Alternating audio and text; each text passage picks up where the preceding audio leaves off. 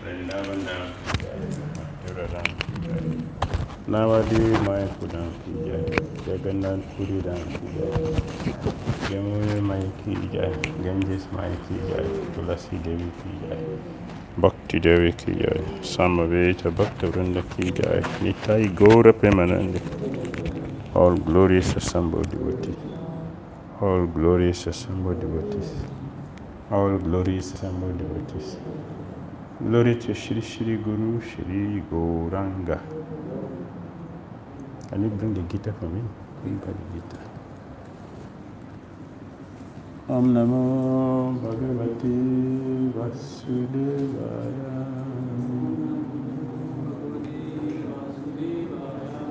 Om Namo Bhagavate Vasudevaya.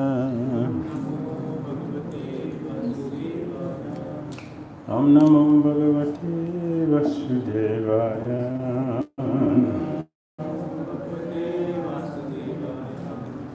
Om Jnana Timirandasya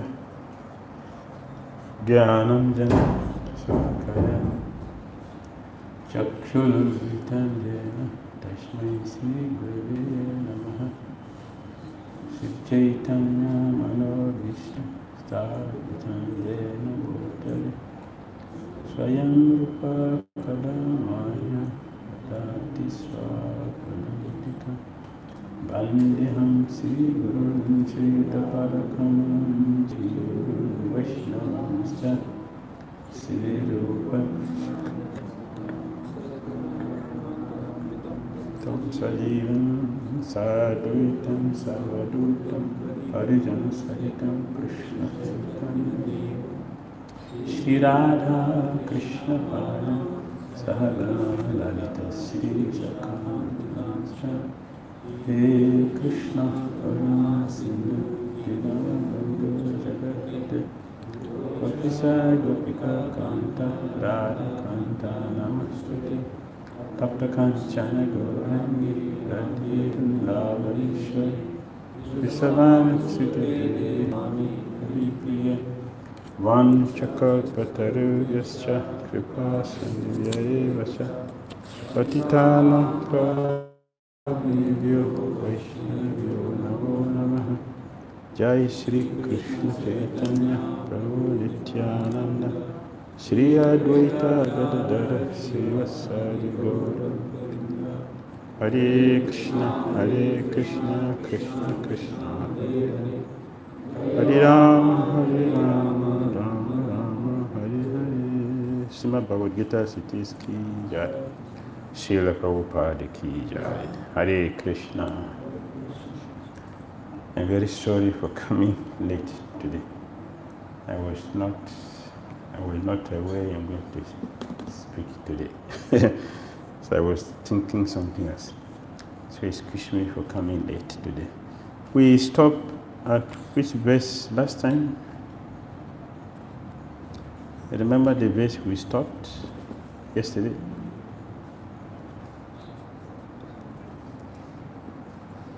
So we are starting from 22. Okay, thank you. All right, text 22. 20 to 25. Okay. Text 22. We chant the sloka together.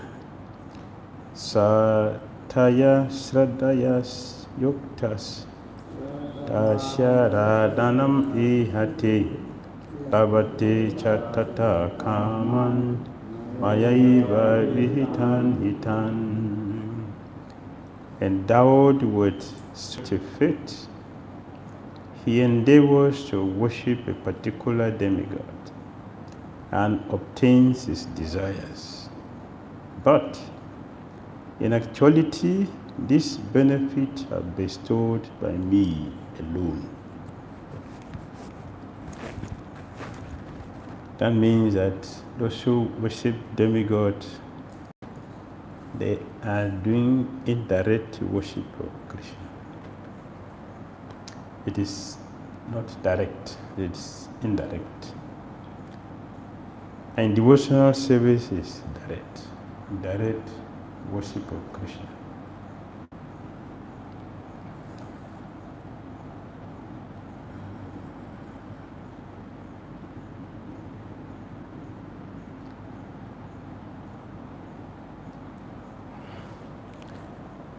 Prabhupada said in a purport, the demigods cannot award benedictions to their devotees without the permission of the Supreme Lord. The living entity, but the demigods do not forget. The worshippers forget, but the demigods do not forget. They remember. So, the worship of the demigods is an achievement of desired result are due not to the demigods but to the Supreme Personality of Godhead by arrangement. Another problem which we should consider by worshipping demigod is the offensive mentality involved. The offensive mentality involved. What is that? Worshipping demigod as the Supreme Personality of God is an offense. Which is the ignorance of the worshippers. That's an offense. So we recite every morning the 10 offenses. And one of them is we should not place the demigod on equal or above. They are not equal, not to talk of being above the Supreme Lord. The Lord is above everything, above everyone. And no one is equal to. So, thinking demigods are the same, well, Lord Vishnu is a great offense. It's a great offense. Many people have this misconception in their heads that they are all the same. All are the same. Demigods, Krishna, they are all the same. So there's no one which is above anyone. Just a common sense, let me ask you, common sense. As all of us are sitting here, look at it carefully. If all of us are directors, what will happen to that company? All of us are directors. There is no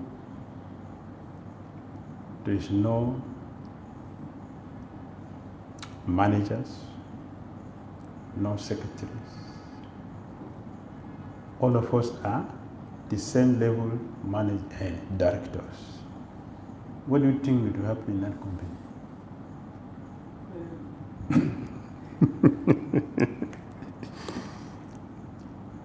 What will happen in that company? That was my question. Thank you.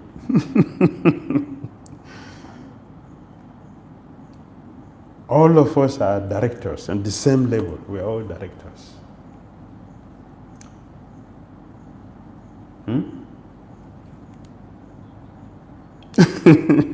No work will be done.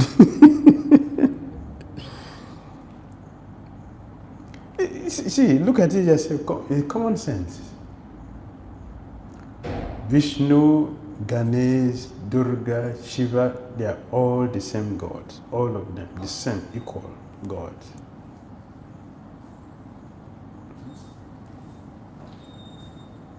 There will be fight, right? There will be fight. And if there is fight, what will happen? There's no work to be done in that place. What does he say? No work to be done. Nothing. Nobody will do anything because we're all directors. Who will serve you? Who will serve who? We are all directors. We are all at the same level. Can you see the foolishness in such thinking? Eh? Foolish. Work will not be done. There will be fight. There will be competition. Who among us here should be the authority? And if you say, suppose you say everybody else should vote, who among us is God? Who will we vote for?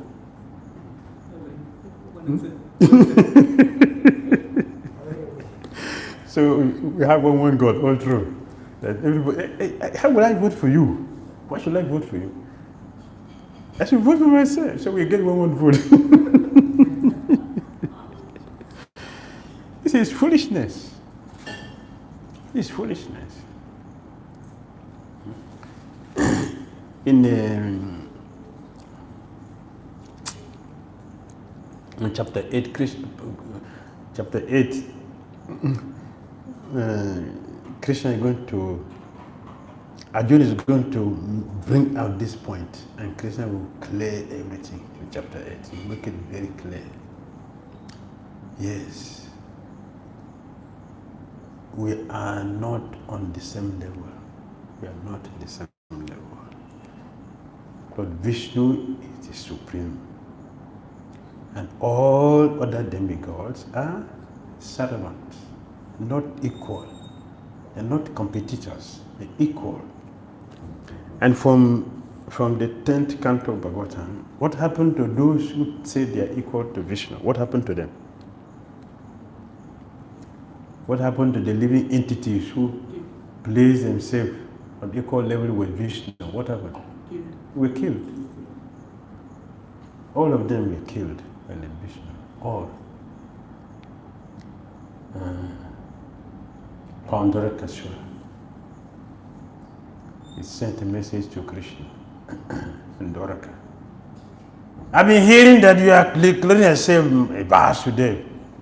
I just want you to know that there is only one Vasudeva, and that is me.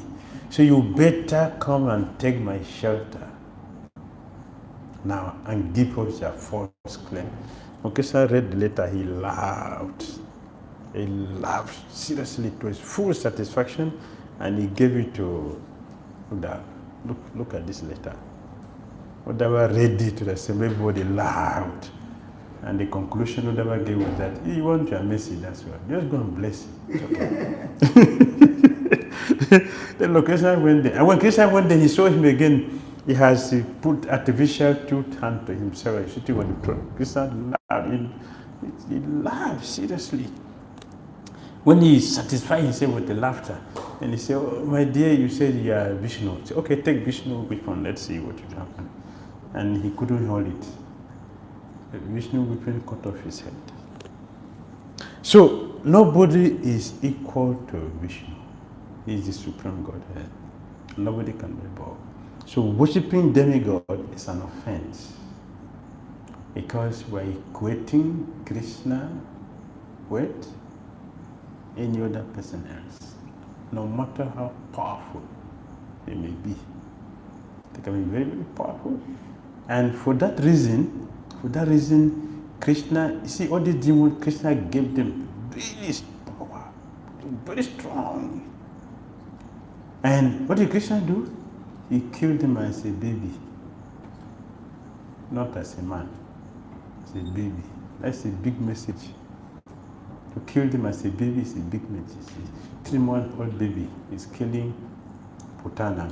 This is 12 miles long. Height. That's his height. Means what?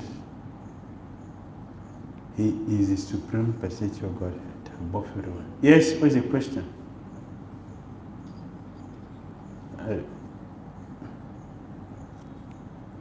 You're not hearing me properly.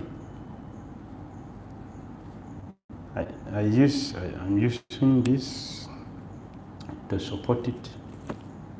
Sometimes. Can you hear me better? Is it better? Saraj. Is it better or same? Yes, yes, better, better. Better now? Yeah. Okay.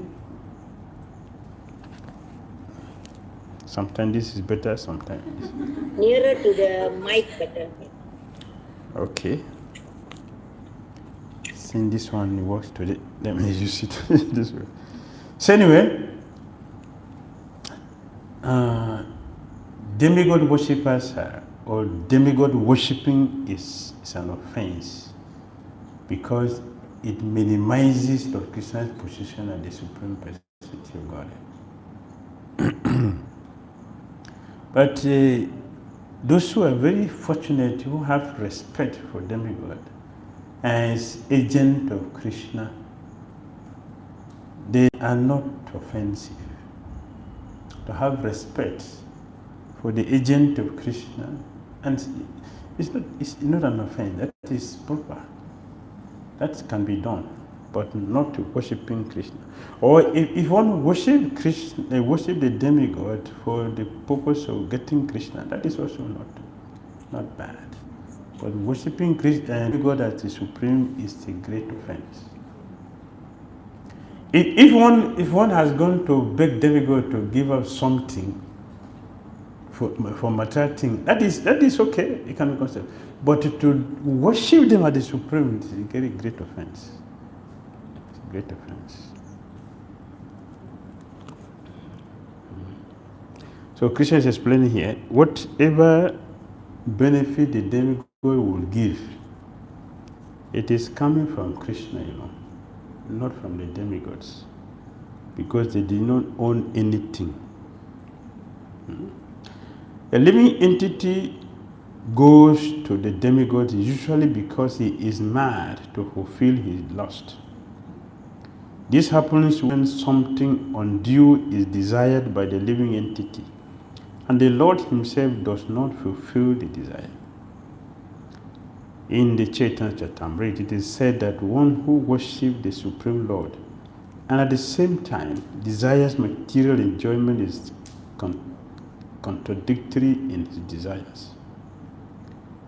Devotional service to the Supreme Lord and the worship of a demigod cannot be on the same platform, because worship of a demigod is material and devotional service to the Supreme Lord is completely spiritual.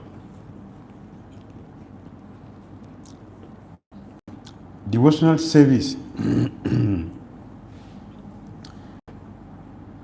is an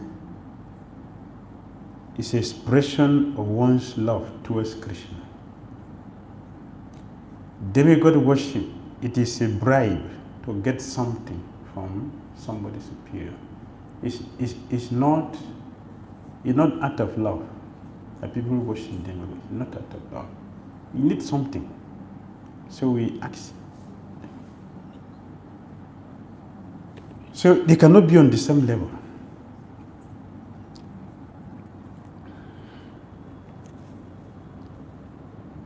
For the living entity who desires to return to Godhead, material desires are impediments. A pure devotee of the Lord is therefore not awarded the material benefit desired by less intelligent living entities, who therefore prefer to worship demigods of material world rather than engage in the devotional service of the Supreme Lord.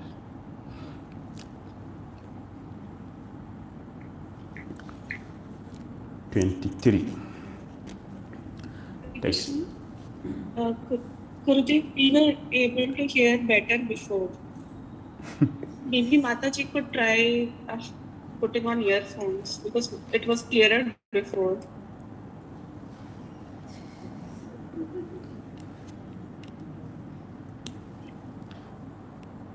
In the material world, nothing is. In the material world, nothing is certain. It's all juggling. Try your luck. Try your luck. Anyone works it. Okay, can you hear me better? Okay. Okay, thank you. So, text 23. Antavattu phalam tesham tat bhavatalapamedasam divan deva jayoyanti vadbhakta yanti mamapi. Men of small intelligence worship the demigods. Men of small intelligence, they worship the demigod. Alpa Medasham. Alpa Medasham.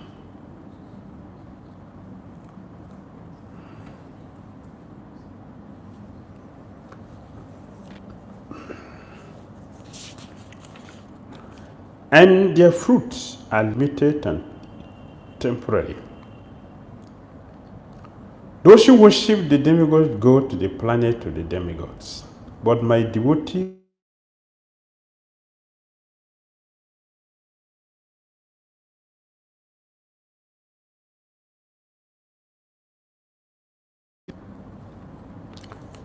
so the destination is different. In 925, Krishna said the same thing. 925. The worshippers of the ghost will go to the ghost. The worshippers of the forefathers will go for the forefathers. The worshippers of the different demigods, they will go. But my devotees, they will come to me, Krishna. Different destinations. So the same Krishna is explaining here. Mad bhakta yanti mamapi. Mad bhakta yanti mamapi. My devotees, they will come to me. They will come to me.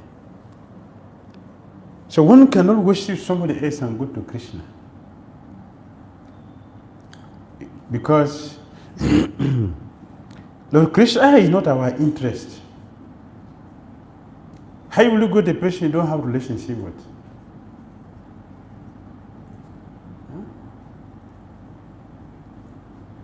We can only go to the person we have a relationship with, because that's the person we constantly think and remember, and is the person we have dealings with. We don't have dealing with Krishna, so how can we go to Krishna? We cannot go there.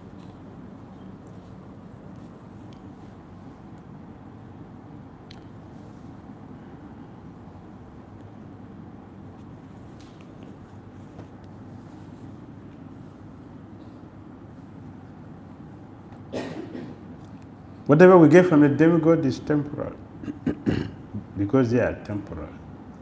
And it is material things, not spiritual things. But what we get from Krishna is eternal. So Lord Krishna will not give us what we want. Krishna will give us what we need. Chaitanya Charitamrita, Krishna said, when someone asks me for these temporal things, I look at the person as a fool. So I will not respond like that, but I will take my time to purify the person. But the time Krishna takes to purify us for the same thing is not our time, so we don't wait for Krishna. We jump and miss the benefit from Krishna. Lord Krishna will purify us before he gives us something. But the demigod will not purify before he gives. Whatever we ask him, he gives. Even if it is good or not good, he will give you. Krishna is a father. A father will look carefully on the children. If I give him or her this thing, how will it benefit? Krishna will do that. Demigod will not do it. He just give you, because worshipping demigod is a botheration for them. They are bothering them. How do you feel? How do you feel when you meet somebody who every day upon seeing you, give me, give me, give me? How do you feel? Every day, the moment you meet somebody, please, please. Every time. I will feel when you see the person, on the street coming. Face a different direction because it's a moderation. You see, all over the world, people are mad after worshipping different demigods. They're disturbing the demigods. Disturbing.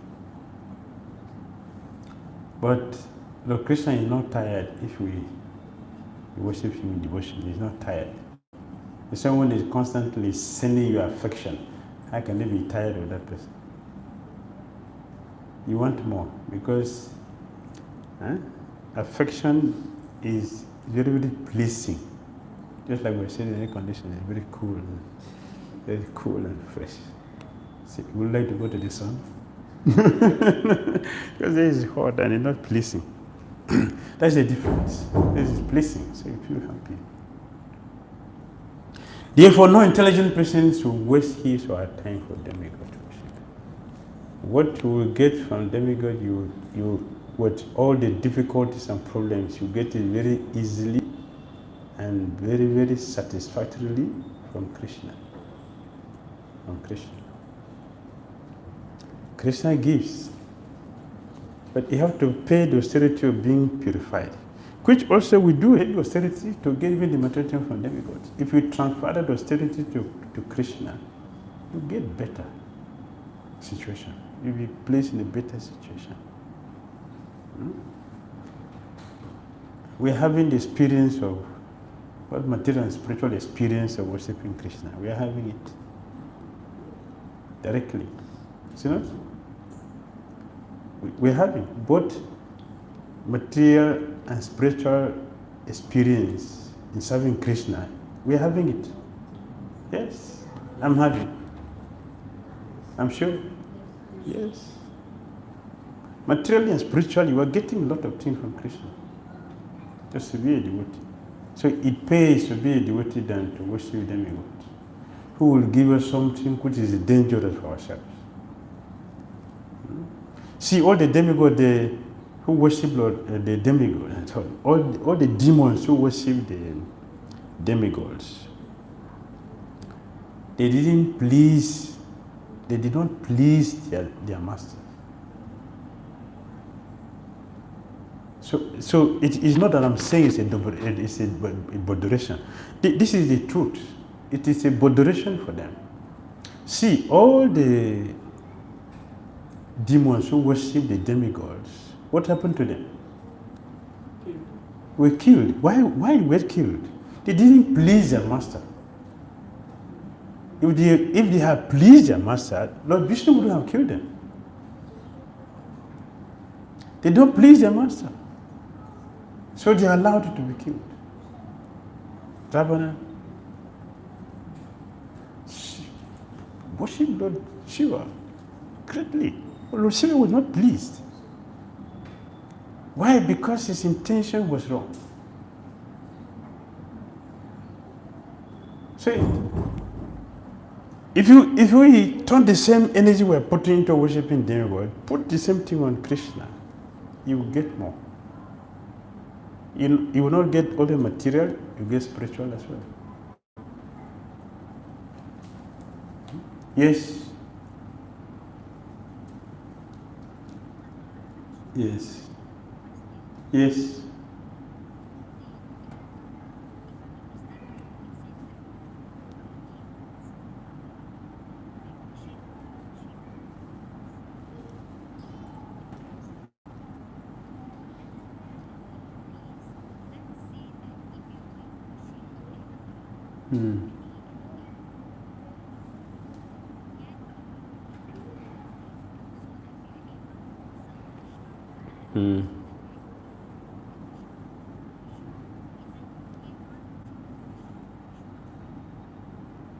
It is okay. It is not bad.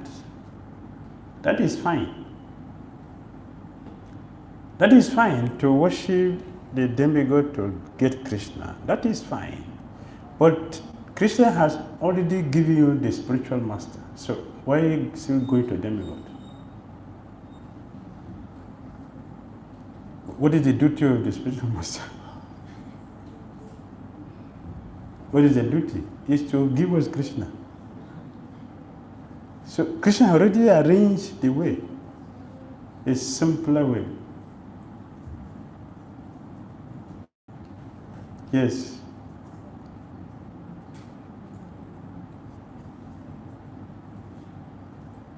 Yes.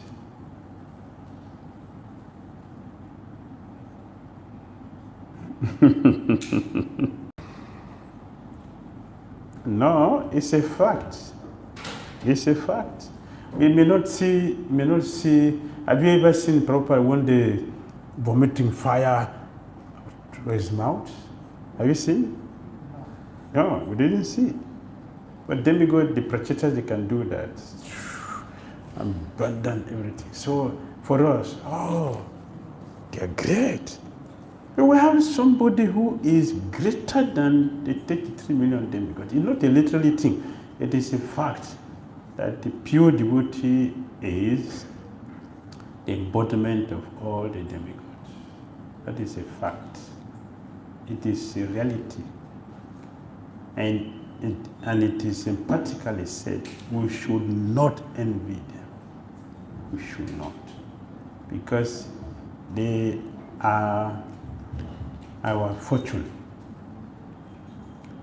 They are our fortune. So that's why I reflected. We should already have a person who is the amalgamation of all the demigods. So why do we have to go to one? And see another way. We have 33 million demigods. When you worship two, what happened to the remaining? They are not giving us benefit. They are not helping us one way or other. So what do we do to them? So we are offending them also. Not only Krishna alone, but we are offending them. Because they are also taking care of us. How many people worship Ashwani Kumaras? How many people? Ashwani Kumaras. Who worship them? Huh? No. But they are in charge of our movement. So one will get paralyzed if they refuse to show us mercy. So we are not worshiping them. But if you accept the pure devotee, you will serve everyone, not only the 33 million demigods, including all the pure devotees, all in one place. So Krishna has put everything in one place. So it's better for us to follow this system.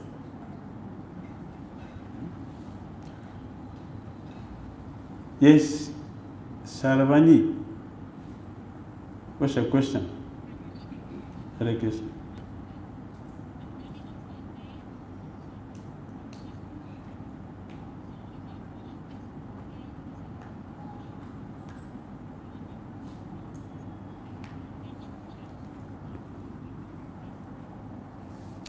The demigods are servants of Krishna, but they are materially placed.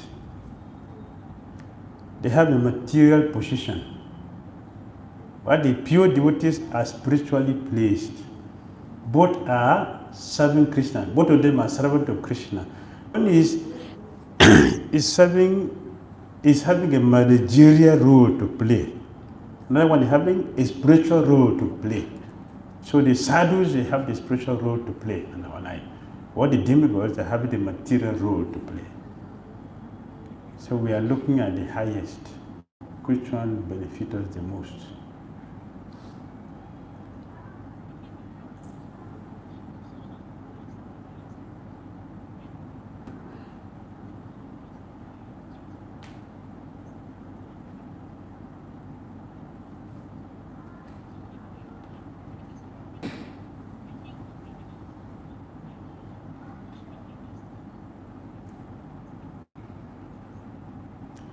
Our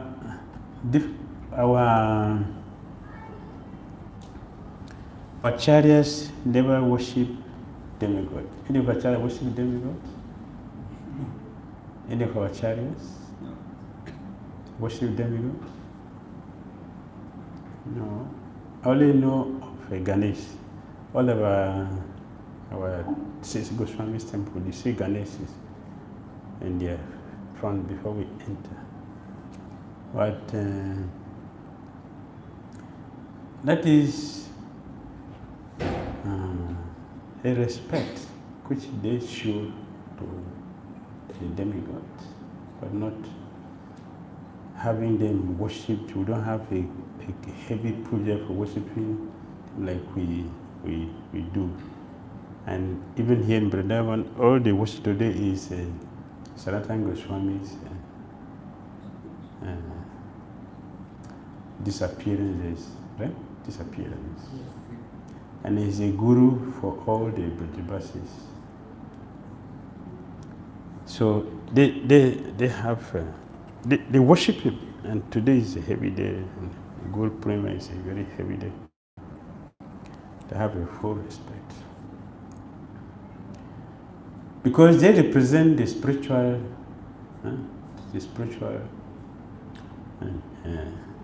side of Krishna. Because I said, the demigods, they are taking care of the material side. It means that their position, they have some material interest in the position they have. Why Indra was angry with Krishna? Because he was thinking Krishna wanted to take his post. Sanatana Goswami think like that? Krishna want to take my position? Huh? Want to fight Krishna because he wants his position? That is not there. Now the Muni is thinking Krishna want to take his position, want to fight Krishna, taking his position.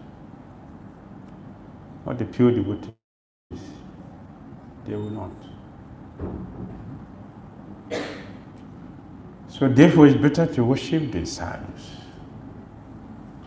If it is Godhead we are looking for, if you want some material things, okay, we can go to them. But to worship them as God is an offense. If one has gone to someone who has a business person, is a business person to beg for some help, monetarily, that's a different thing. Or to get some physical help, so that's a different thing. But to serve them as demigod is an offense. Now, as equal to Krishna is an offense. Krishna has already made arrangement for us to go through the sadhus. Perfect and sweet way to serve the sadhus. They have our interest in their mind. The demigod does not have our interest. Because the relationship is based on materiality, what we can get from each other. The sadhus' relationship is spiritual. They take interest in us not because of what they get from us. What do they get from us? Even on Vyasa Puja, the disciple would cook 1,008 preparations. How many guru eat? 1,000? How many? Huh? 5. So what happened to the remaining one? Huh? The disciple will eat there. So, but the karma which we carry from one soul, 1,008 preparations of Shaboga will do what? What would the 1,000 preparations do? For the karma they carry, our karma which they carry, what would our prasadam do for them? Nothing to compare. Yes, as Akshita allegation.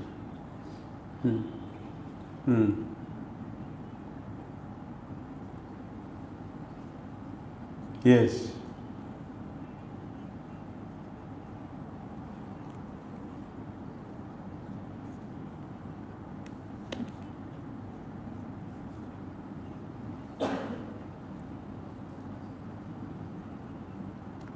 Lord Shiva is a pure devotee, is a base of all Vaishnavas. So we can go to Shiva and ask him. There is no problem, you can ask him. Yes, we can ask him.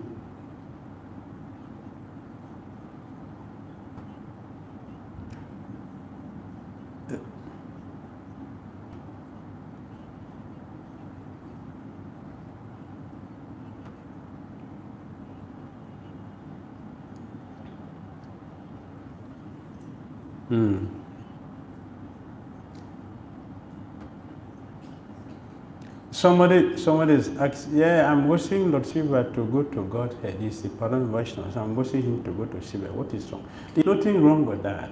But are they worshipping Shiva for that? They are not worshipping Shiva for that. They are worshipping Shiva to give them material facilities. But if one sincerely does, he will be helped by Lord Shiva. We have many examples of that. In our Sampradaya, out of the four Sampradayas, we know that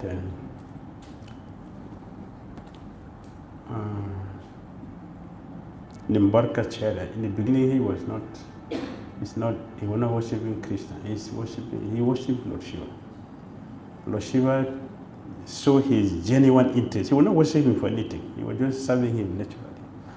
Because of that, Lord Shiva gave him this opportunity to become one of the Sampradaya Acharyas. But how many Nimbarkacharyas we have? How many? We were worshipping Lord Shiva for Bhakti. We don't have many.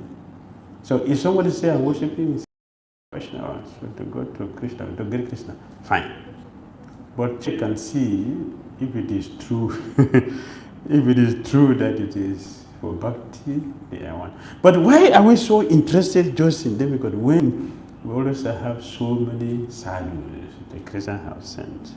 Why are we not asking questions about Sanatana Goswami? Why only demigods? Why you were serious about demigod? Why were we not asking about this? What are the 6 Goswamis? They are pure devotees who came here just for our interest.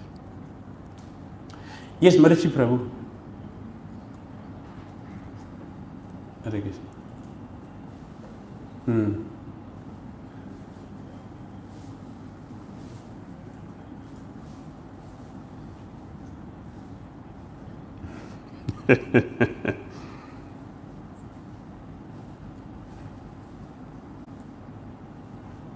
Yes.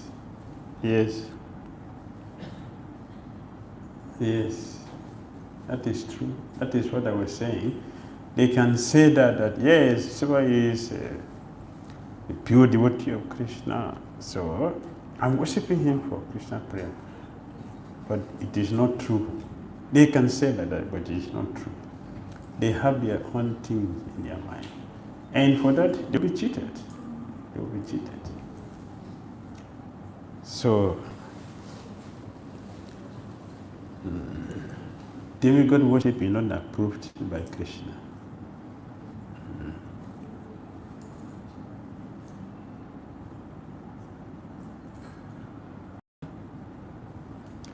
Regardless of the situation, if one knows that both the demigods and himself are part and parcel of the Supreme Lord, his knowledge is perfect. But if he does not understand this, he achieves different planets where the demigods reside. Therefore, it is clearly stated in this verse that all results achieved by worshipping demigods are perishable, and therefore such worship is performed by the less intelligent living entity. Those who are intelligent, they will worship only Krishna. But those who are less intelligent, they will worship demigod for temporal results. That is the conclusion.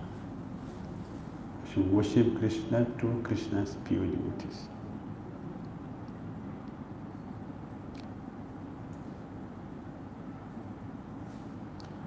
'24. Avyaktam yaktim apanam manyanti mam buddhaya param bhavam ajananto mamavyayam anutamam. Unintelligent men who do not know me perfectly think that I, the Supreme Personality of Godhead, Krishna, was impersonal before and have now assumed this personality. Due to their small knowledge, they do not know me, they do not know my higher nature, which is imperishable and supreme. So we have been looking at the demigods. Now Christians have turned to the impersonalist. Christian is dealing with the impersonalist. The impersonalists are also very foolish. They are unintelligent. Why? What is their foolishness? They do not know me perfectly. They don't know Krishna perfectly. What is imperfect knowledge? They think that I, the Supreme Personality of Godhead, Krishna, was impersonal before and have now assumed this personality.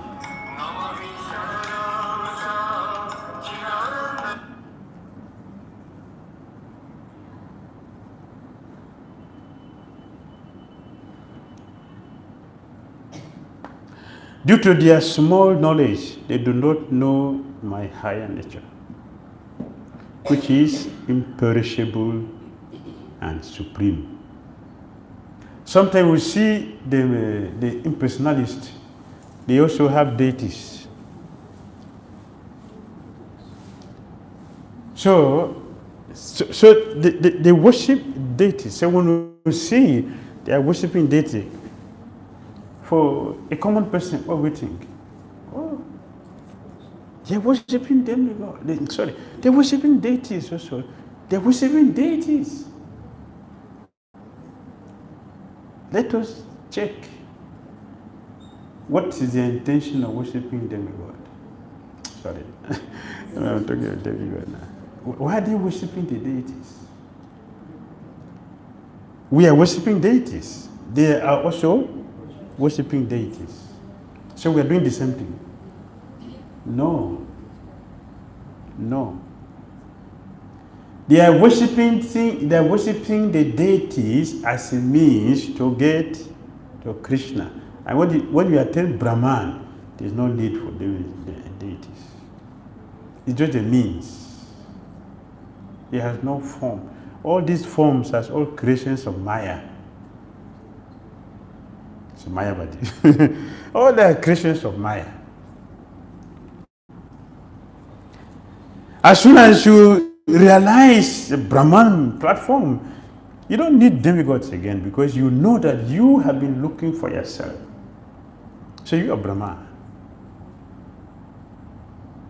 Arjuna is going to start asking his question from Kim Brahma. So this is the connection. You know, this connection to chapter 8. That's where Arjuna is going to start questioning Krishna in chapter 8, right from the beginning, first and second verse. So a devotee worships the deities as the means and the end. Because Krishna is a person all the time. When you go to Goloka, he's still a person. We're going to deal with a person, not formless. And in reality, there is nothing like formlessness. That does not exist. Is it not? There's nothing like formlessness. This light has no form.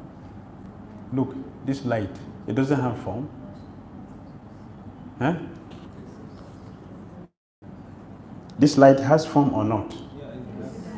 It has form. How does it have the form? What is the form?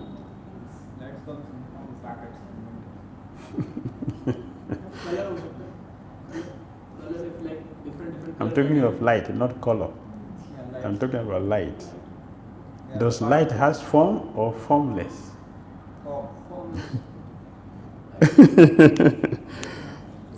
Sound, does it have form or formless? Sound. Sound, formless. Light, formless. All are formless.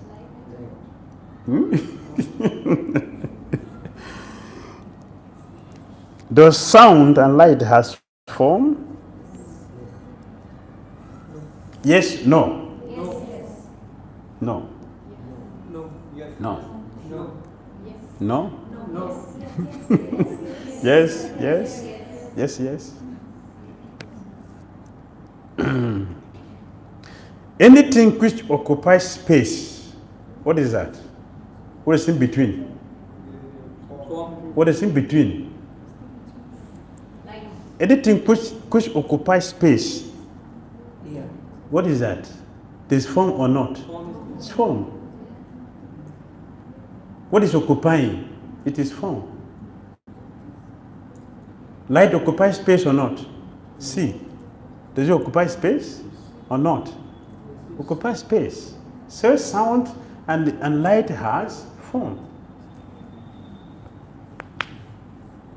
There is nothing like formlessness. Everything has form. So it is illusion. Formlessness is illusion. That's why it is condemned by all of our acharyas and also the scripture. And Krishna himself here is speaking about it as an authority. Krishna is speaking about it himself as authority.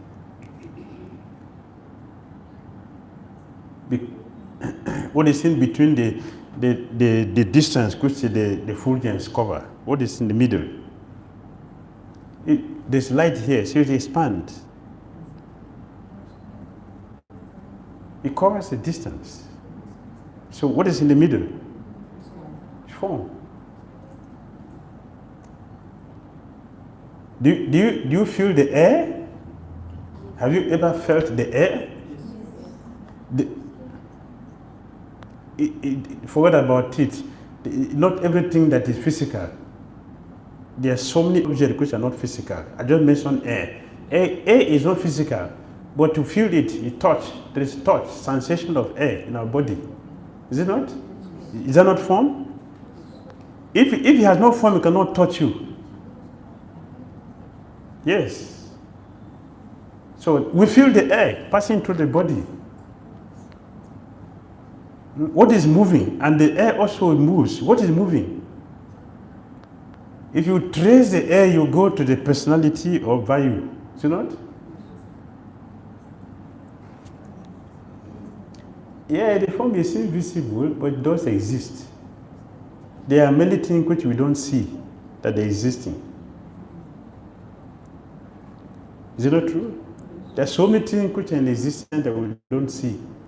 For example, we don't see air. Is it not true? Do we see our intelligence?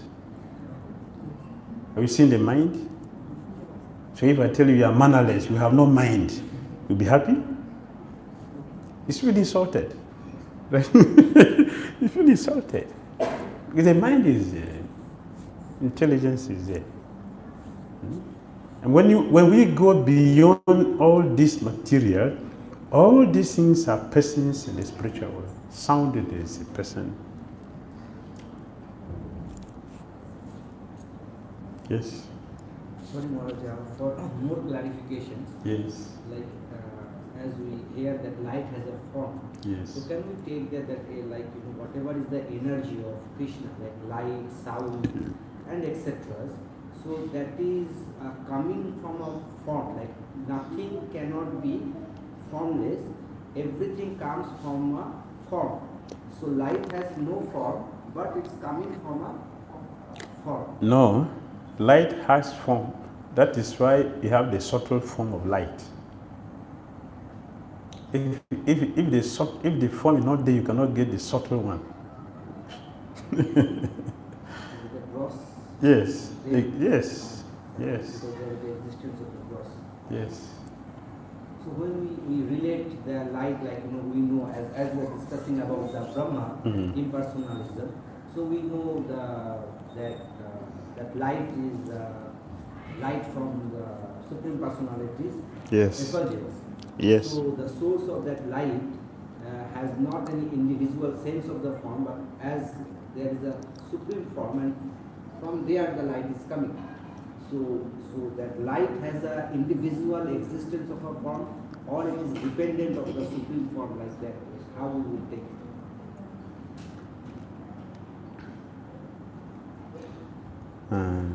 There is a science of healing someone with sound and light. The person who is sick, when the light is projected, you feel the sensation in the body. So what is touching you that you feel it? What is that? It's not form. It's not form that is touching you. You can feel it. There's something that is touching me. So if you have no form, how can it touch you? Right? Yes. Yeah, you feel it. You can feel it. As Maharaj said, that is a subtle form. Yeah, that is a subtle form. It's not so gross like the form is a way we get it. That is why we're having difficulty to understand. But because it can touch you, that means it has a form. It's an object, something that is touching something, not nothing. It's something. That is a form. So impersonalism does not exist. Can we say that the light has the form of rays and the sound have the form of waves?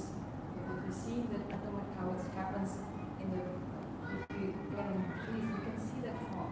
Yes, both of them. Both are there. So everything has form. Or sometimes Prabhupada uses the analogy to explain the aspect of impersonal Paramatma and Brahman, like sun, example of sun god, sun planet, and the sun rays coming. So there, the sun rays says like it's impersonal, like all pervading aspect, and the sun planet is Paramatma, sun god is like impersonal. So how to relate?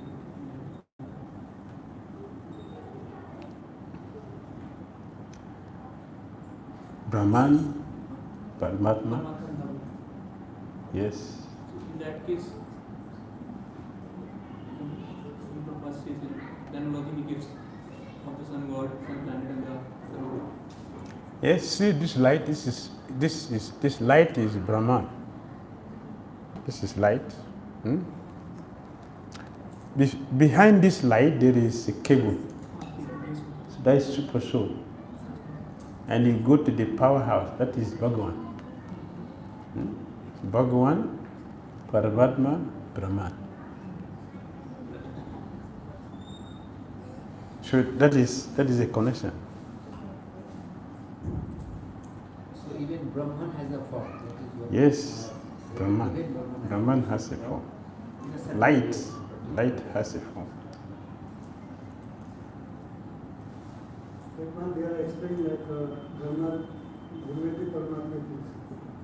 Like when you see the person has some shadow, the shadows look like there's a form, but not formless. You cannot see it's formless. The person's shadow is like a drum, and he has some photographs. It's a Paramatma. The person, he is the ancient person. So you can see the shadow is a drum, but he has some form is there. It's not like formless. Person's shadow is there, the form is there. We cannot see the flowers. Yeah. Thank you. Maharaj, is it connection with Mahaprabhu's about the philosophy, Achintya Vedanta? Just my question on this. So if we going to the Shankara means the Shankaracharya philosophy, their mata is going only they preaching about the formless. And even in the Vaishnava Sampradaya also, Sri Sampradaya also, Madhva is there also. They are also saying only they preaching about the form. So what in here only our Gaudiya Sampradaya we can be getting knowledge. So both service is that for you telling that form is there also, form is not there, means in the Achintya. The origin of formless philosophy, the origin is Lord Vishnu. Lord Vishnu himself is the origin of formless philosophy.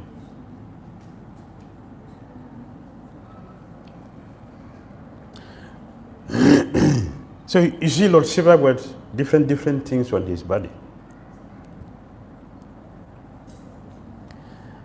Lord Shiva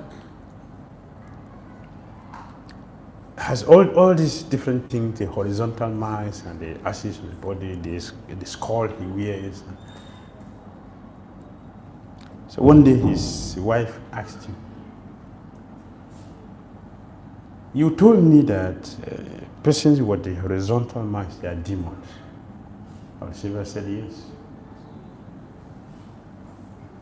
This is called business? Yes. See your dressing? Yes. See the philosophy? Yes. So is my husband a demon? I'm marrying a demon?"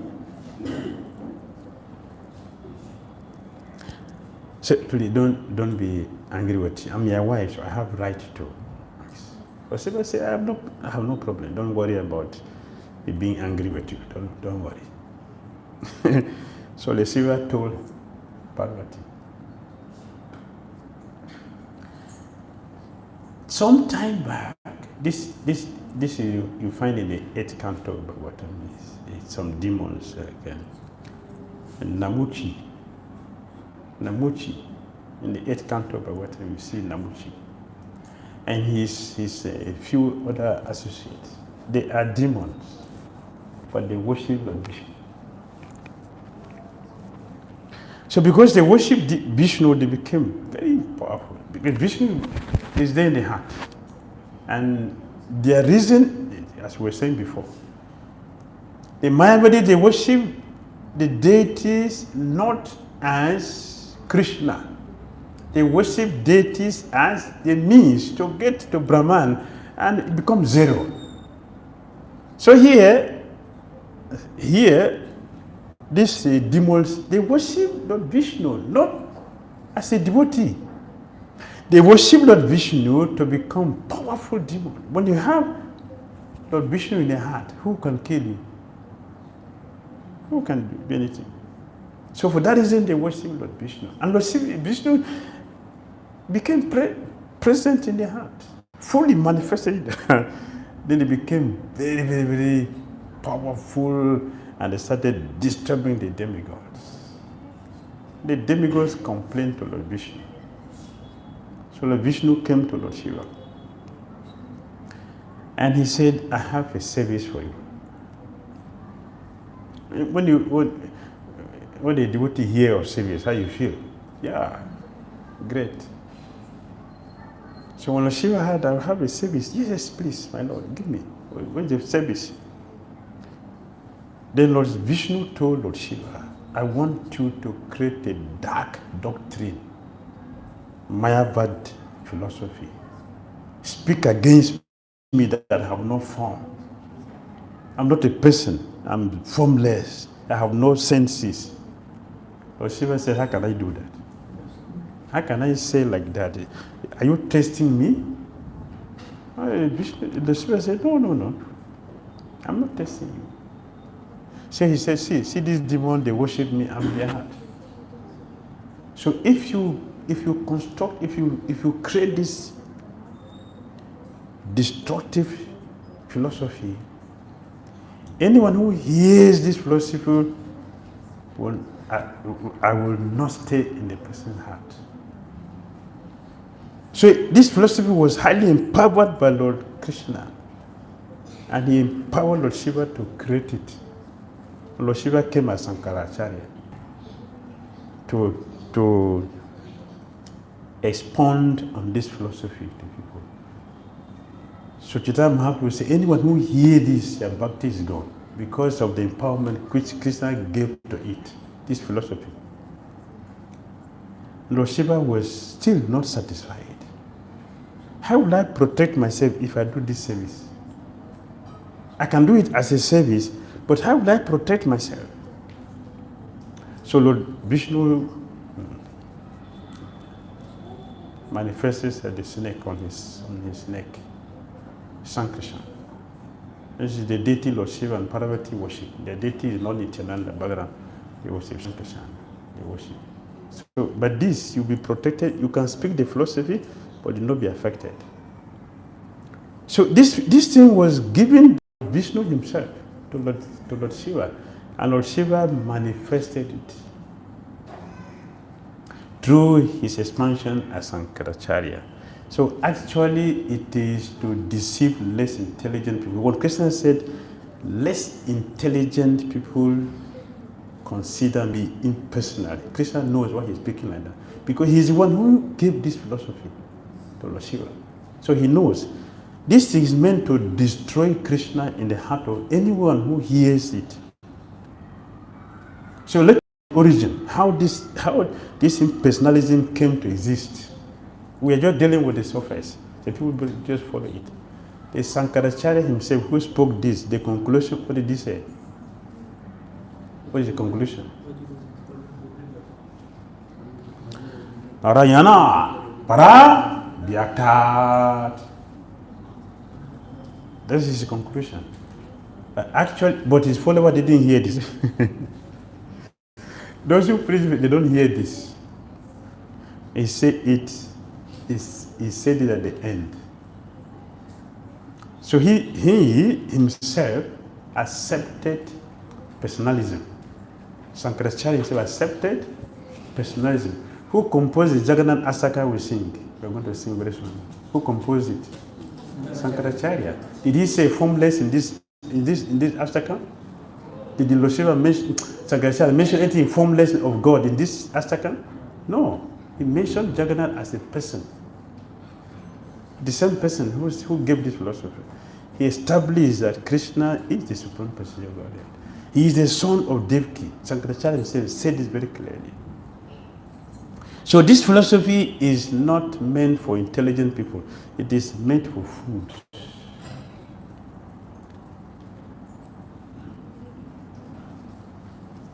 But this is out of the topic, but still I got to ask you that, is that the reason that Mahaprabhu just took sannyasa from Keshava Goswami, who was a disciple of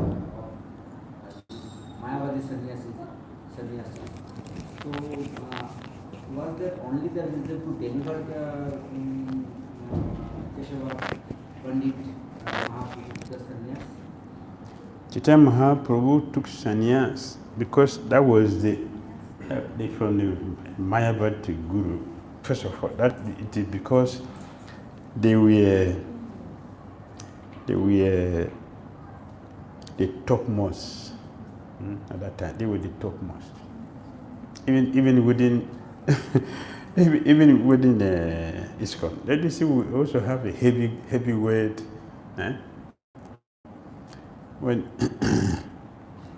When I was going to take sannyas, I have some few people I have in mind. I will take from. I don't want to take from some people. There's discrimination. I'm telling you.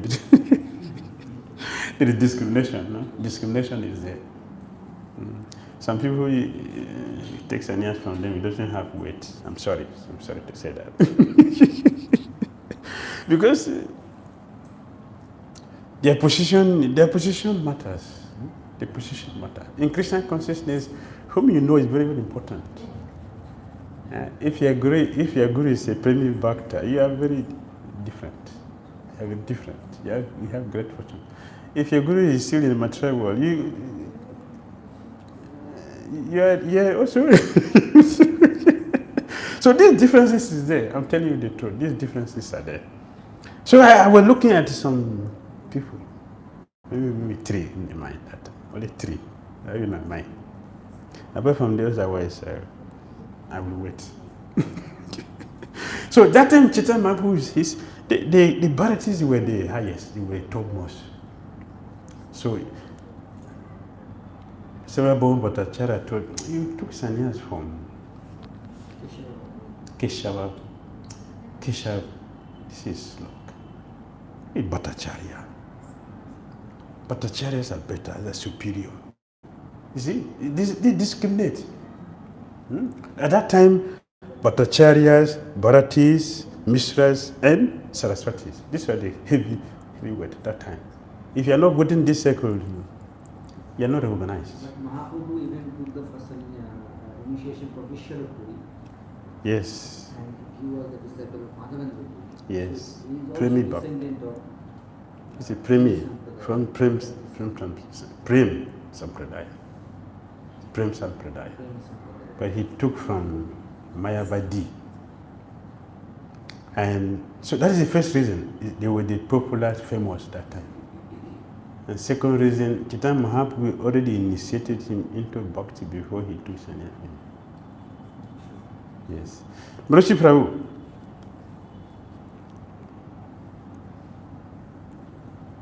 Yes.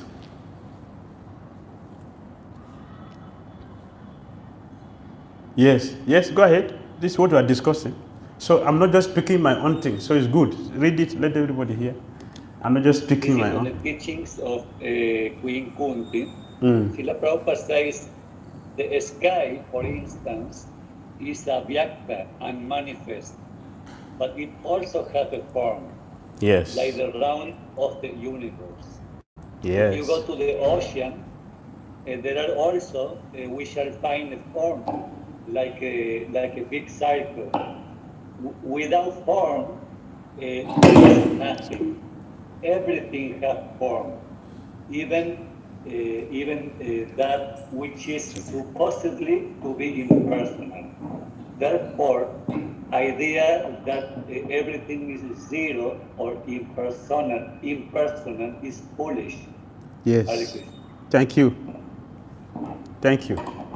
So everything has form. There is nothing like formlessness. We have given some example.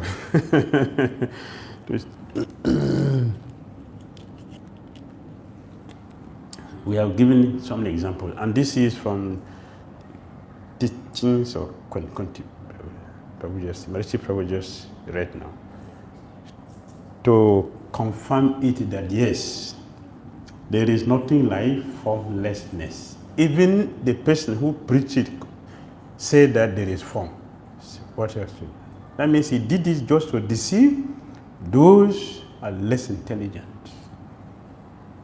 Those who preach this philosophy, they are less intelligent. Those who accept this philosophy, less intelligent. Just like we have a Lord Buddha. We accept Lord Buddha himself as incarnation, but his teachings we don't accept. All right. So we are really looking into this, into this formlessness thing which does not exist. So we should be convinced that there's nothing like that. It is just foolishness. It was created for fools. And those who accept this, they are fools. Because even those who spoke this, they concluded that there is form. So, that is the conclusion. And if you want to continue, Sankaracharya came before Lord Brahma or Lord Brahma came before him? Huh? So Brahma came before him, right? And he is what? One of our Mahajans. So the Brahma is Mahajan. So what the Brahma wanted? What does he desire? What did he pray for? What did Brahma pray for? Impersonal? Become impersonal? What did he pray for? Want to become a grass. Where? In Brahmaloka? Where? Braj. Vrindavan. It's a person. It's form. Why didn't he ask for Gyan? For impersonalism? Lord Brahma didn't know there's impersonalism philosophy? Why didn't he ask for that? Sukadeva Goswami, what is great devotee? What did they ask Krishna for? They want personalism. They want bhakti. So let us go for bhakti and forget about this nonsense. Okay, thank you. Thank you. We are in 24. Now we move forward, 24.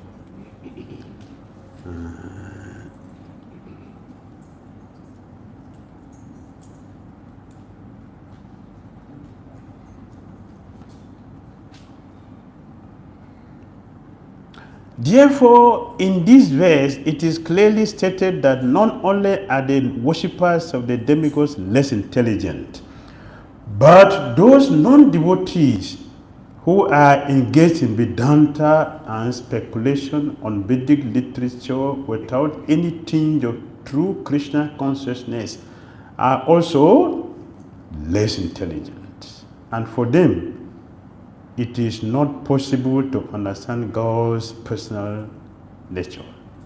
Persons who are under the impression that the absolute truth is impersonal are described as a Buddhaya, which means that those who do not know the ultimate future of the absolute truth. Modern impersonalists are still less intelligent, for they do not even follow their great predecessor, Sankaracharya, who has specifically stated that Krishna is the Supreme Personality of Godhead. Impersonalists, therefore, not knowing the Supreme Truth, think Krishna to be only the son of Devaki and Vasudeva, or a prince, or a powerful living entity. This is also condemned in the Bhagavad-gita 9:11. Avajanti mam buddha manushim tanum ashritam. Only the fools regard me as an ordinary person. One cannot understand the Supreme Personality of Godhead, Krishna, or his form, quality, or name simply by mental speculation or by discussing Vedic literature. One cannot. In the 10th canto of Brahma himself says, you cannot read book and become a devotee. Attend Bhakti. You cannot read book and become a devotee. You become a devotee by association of a devotee. It's a devotee who gives us devotion, not reading books. You can read books. You cannot read a medical book and become a doctor. You have to go to medical college. If you want to be a lawyer, you have to go to law school. You cannot just go and buy law books in the market, come and read, and become a lawyer. You have to go to law school. Why is it necessary to go to law school or medical college? Why is it necessary? You have all the knowledge which is there in the book, and you can operate and do something. Why is it necessary? Why is it necessary to physically be there?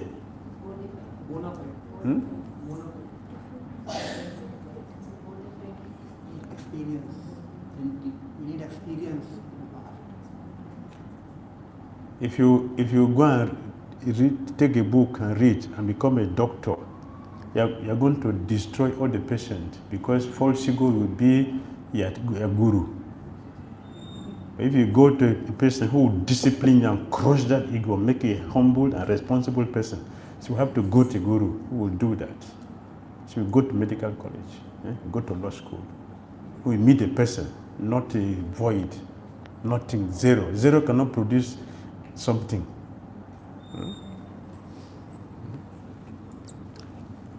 Is it not true? What do you think? All right, text 25.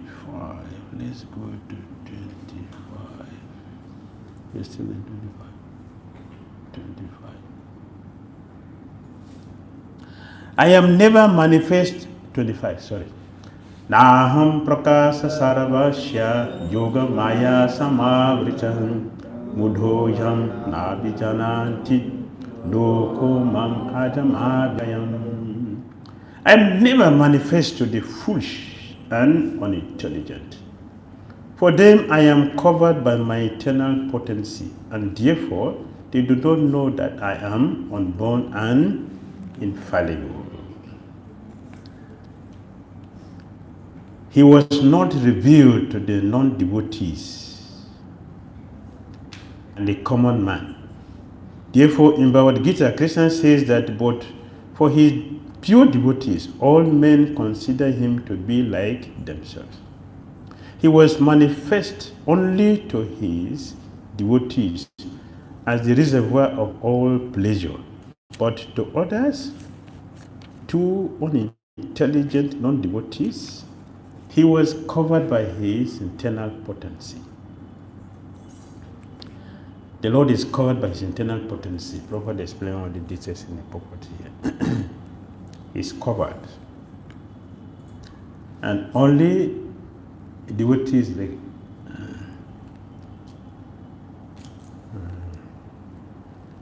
Kulashekar Maharaj, and also in the Sri Upanishad. This prayer is is offered to Krishna to remove these coverings, so we can see what is behind the light, behind this light, what is inside this light, or behind the sound, what is behind the sound that I'm hearing. Who is that intelligent person who will say, you're not coming from somebody. This sound, nobody produced it. It just came by chance. By chance, the sound just came. Nobody produced it. Who will believe that? Foolish. Only a foolish person will believe it. Something must cause something today.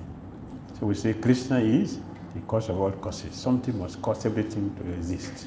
Krishna causes everything today, including himself. He's caused himself to exist and everything else and does exist. That is Krishna. And this is sound philosophy. So we pray Krishna remove the covering so we can see things as they are.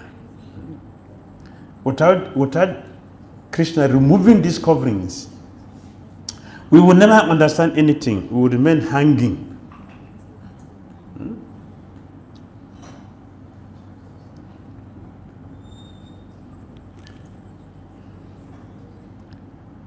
"26.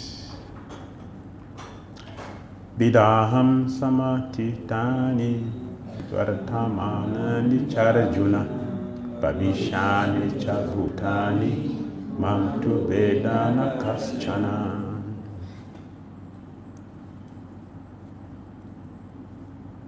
What did Krishna said here? Or Arjuna, as the Supreme Personality of Godhead, I know everything that has happening in the present and all things that are yet to come. I also know all living entities, but me, no one knows. In the 10th chapter, Krishna also said this. 10th chapter of Bhagavad-gita, text 2, Krishna said this.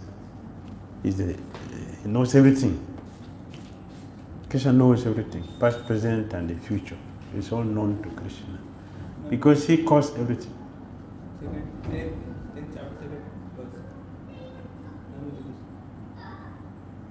Yes. Krishna knows everyone. Krishna knows everyone. Nobody knows him. Yes, that is Krishna's position. So he's repeating the same thing. He knows everything, both the future, present, and the past. All is known to Krishna. Here the question of personality and impersonality is clearly stated. If Krishna, the form of the Supreme Personality of Godhead, will be Maya, material, as the impersonalists consider him to be, then, like the living entity, he will change his body and forget everything about his past life. Anyone with a material body cannot remember his past life, nor can he retell his future life, nor can he predict the outcome of his present life. Therefore, he cannot know what is happening in past, present, and future. Unless one is liberated from material contamination, he cannot know past, present, and future. So Krishna knows past, present, and future. Not only here, all over, unlimited universes to the spiritual world. Everything is under his mind. Krishna knows everything. Why? Because he is one who, before anyone think, it's Krishna who have detected it. Before anyone think. So there is nothing which is not known to Krishna. Nothing. Everything is known to him.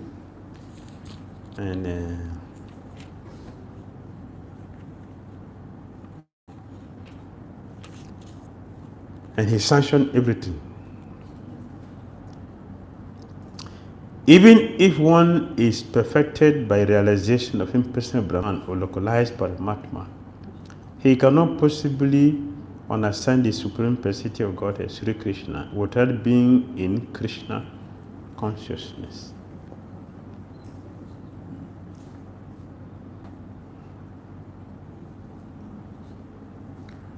He is just like the sun, and Maya is like a cloud. In the material world, we can see that there is the sun, and that they are clouds and different stars and planets.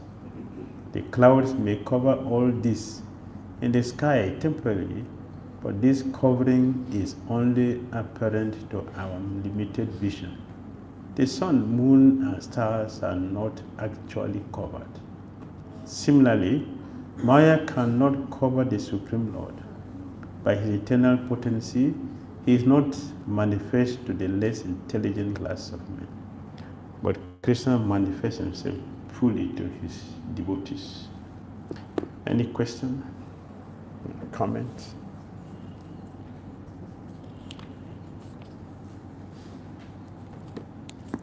Yes.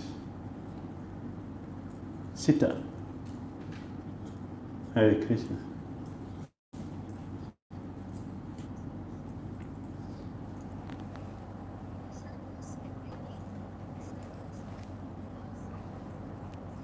Yes.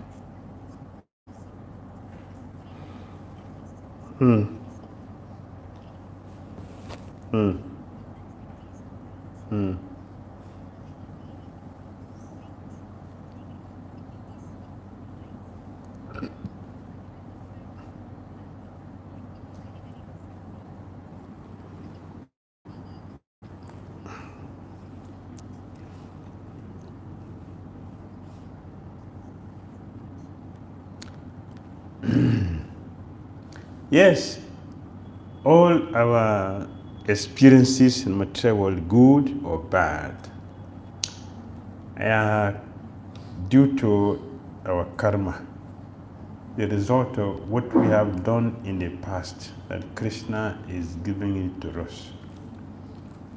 And Krishna, the super soul, or the demigods, they never impose anything on us. They never.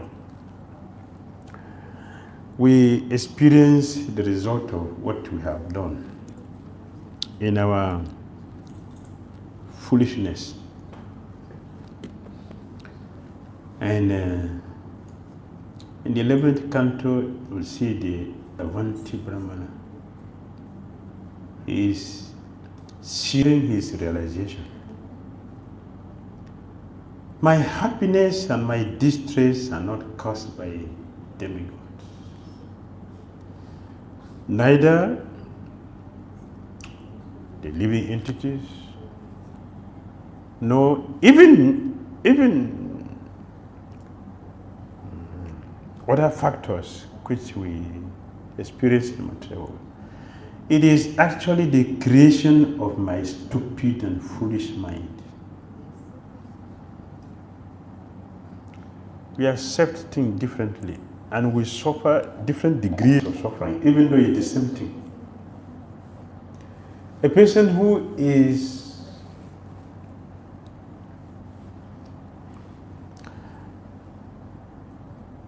fully controlled by the mind suffer more than a person who is not much controlled by the mind.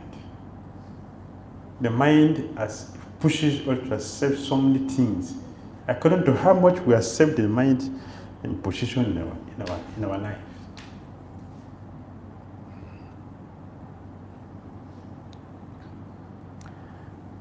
How did Dronacharya discovered who is that? It's a Kshatriya. Who is that person? Karna. How did he discover that he is a Kshatriya, not a Brahmana? How? The level of his tolerance with the pain, not how much he tolerated the pain. His mind is so developed. That is the mind of a Kshatriya. A Brahmana will not feel like that, except he is highly advanced in Krishna consciousness. He will not be able to tolerate that pain because the mind has a heavy dominance in our consciousness. So immediately, no, you are a Kshatriya. You cannot be a Brahmana. And he accepted. because of the mind. So Avanti Brahmana said, my mind has caused me the problem I'm going through. No one is responsible to that. This is his realization, and he shares with us in the Bible. Our mind has, yes, it is not wrong to say like this. We will say karma, but here he said the mind. Why he didn't say the karma? He said the mind instead of karma. It is not wrong for him to say it is the mind. He didn't use the word karma, he used the word mind. Why he didn't use the word karma? Well, I said karma, but he said mind. Because it is the mind that pushes us to do that which we consider karma that we pay for. It's the mind. So he says mind. My mind has put me in what I am experiencing. And Krishna simply facilitated that, what our mind has created. So it is not Krishna. We are responsible for it.